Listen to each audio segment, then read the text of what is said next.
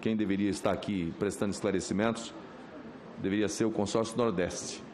Essa empresa não merece defesa no âmbito dessa CPI, porque participou de um esquema golpista relacionado ao povo nordestino, a Hempcare, que, na sua história negocial mais recente, duas notas fiscais,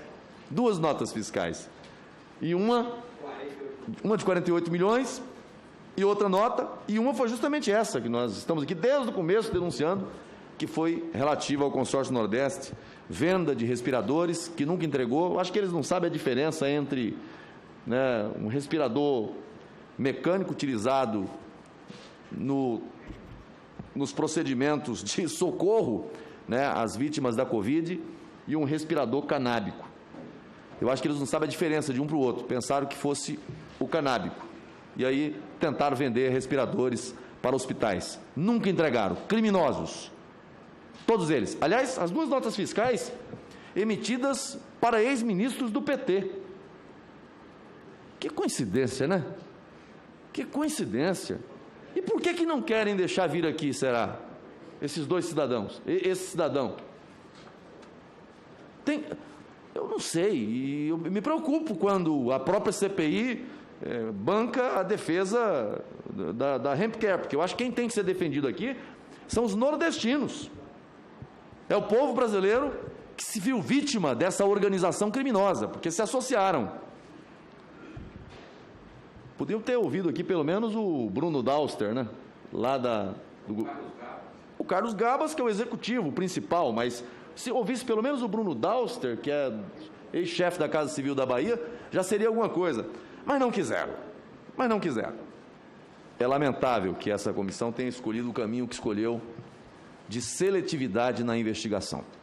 E vou concluir a minha fala fazendo observações justamente em relação a esse aspecto. Veja, quem está sentado nessa cadeira aqui na minha frente é um ex-secretário de Saúde do Distrito Federal. Não é de Marte, é do Distrito Federal. E por que estou dizendo isso? Porque a CPI criou uma narrativa de que não pode investigar nada relativo aos estados. Mentira. O secretário está aqui hoje. O ex-secretário. Por que dizem que não pode investigar estados e municípios? Criaram essa narrativa, porque o 146 do Regimento do Senado Federal vai dizer o seguinte: não se admitirá a comissão parlamentar de inquérito sobre matérias pertinentes. A Câmara dos Deputados. Primeira narrativa falsa. O deputado Ricardo Barros sentou nessa cadeira aí. Mas não pode. Mas sentou por quê? Porque a investigação não é sobre a Câmara dos Deputados. É sobre o envolvimento ou não de um membro daquele parlamento. Vamos à frente. Atribuições do Poder Judiciário. Bom, poderia ter alguém do Poder Judiciário aqui, se não tem nada a ver com as atribuições do Poder Judiciário, mas houve um crime conexo com objeto de investigação da CPI, podia estar.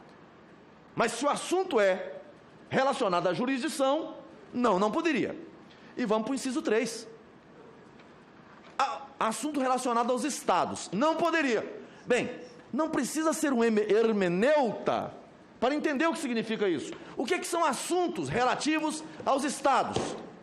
Competência de organização da unidade federativa. Pode o parlamento ir lá e se meter a investigar aquilo que é competência própria do governo do estado? Não pode. Competência para legislar sobre imposto, sobre circulação de mercadoria. Poderia uma CPI ir lá e se meter a investigar? Não poderia. Agora, em relação aos recursos federais transferidos ao estado ou município, poderia ou não poderia investigar? Bom, se não poderia, o Congresso Nacional, através do instrumento próprio de controle político da administração, que é a CPI, também não poderia Ministério Público Federal, também não poderia Polícia Federal, também não poderia CGU e também não poderia o Tribunal de Contas da União. Como não? A competência é atraída em razão do repasse federal. Essa é a competência. Fora isso, é ajeitadinho. É uma embalagem bonita para dizer, não vamos investigar os companheiros dos estados. Não quero que chegue perto do quintal de casa. Não tem que ficar tergiversando, não. A prova disso é que está aqui o ex-secretário do GDF. A prova disso é que sentou também nessa cadeira o atual deputado federal, líder do governo na Câmara. Ora, a regra vale para defender quando não quer investigar. Mas quando quer alguém investigar, não pode. Não pode. Como não pode? A CPI pode, né? O ministro Gilmar Mendes, falando sobre essa questão da competência, e aí tem vários elementos, vou citar apenas alguns que ele trouxe. Atribui-se aos estados o poder de auto-organização. A auto-organização, pode CPI contra? Não pode. E os poderes reservados? Reservados a quem? Aos estados. Não pode ter CPI. E ainda, aqueles não vedados pela Constituição Federal. Porque aqui você tem competência que é própria do Estado. Tem a competência que é comum, competência concorrente. Então, é possível investigar? É possível. E prova disso, que nós trouxemos aqui o ex-secretário de Saúde do Amazonas. Ora, seletividade, não tem outro nome. Trouxemos aqui o deputado federal. Ah, mas não pode investigar a Câmara dos Deputados. Sim, a Câmara dos Deputados não pode. Mas se alguém lá é acusado de algum fato conexo com a investigação da CPI, pode. Agora está o secretário do GDF.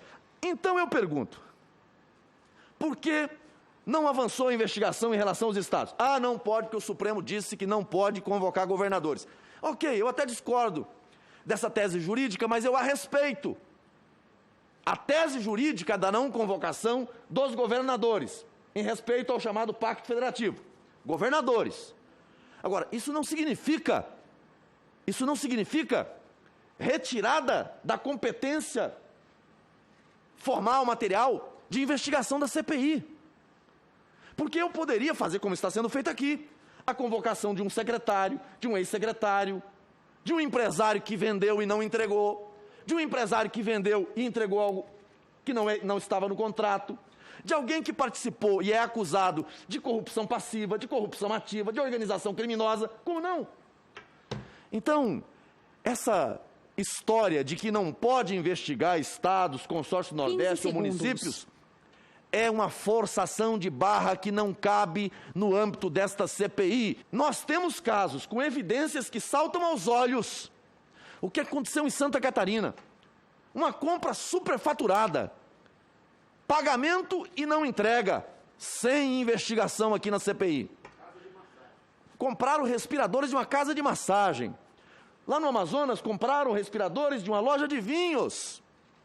Tudo bem que lá veio aqui o secretário, o presidente da comissão convocou aqui o secretário. Mas acho que temos que aprofundar a investigação. No estado do Pará, senador Regufe, no estado do Pará, o esquema dos hospitais de campanha, o que aconteceu no Rio de Janeiro, inclusive, que afastou o governador e caçou o governador. 2 operações da Polícia Federal. Mais de R$1 bilhão envolvido nessa trama toda. Não veio aqui um secretário, um diretor, um empresário para responder patavinha nenhuma.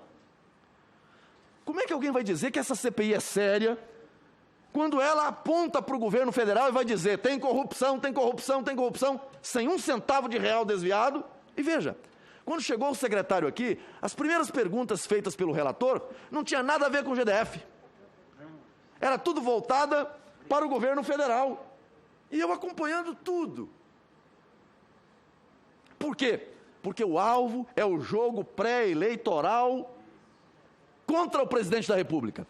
Tentaram forjar no âmbito desta CPI aqui material para ser usado na campanha eleitoral de 22.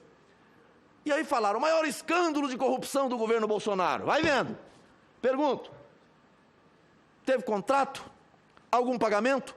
Alguém se beneficiou? Alguém levou vantagem? Não levou. Há uma diferença entre as acusações que são feitas com relação ao governo do presidente Bolsonaro e com relação ao que aconteceu no passado. E eu não quero comparar corrupção, porque se cometeu corrupção no governo A ou no governo B, todo mundo é bandido. Não tem bandido de estimação. Não tem que passar a mão para dizer, não, porque companheiro tem que ser... Não. Cometeu crime, pague por ele, seja quem for, ligado a quem for, doa a quem doer.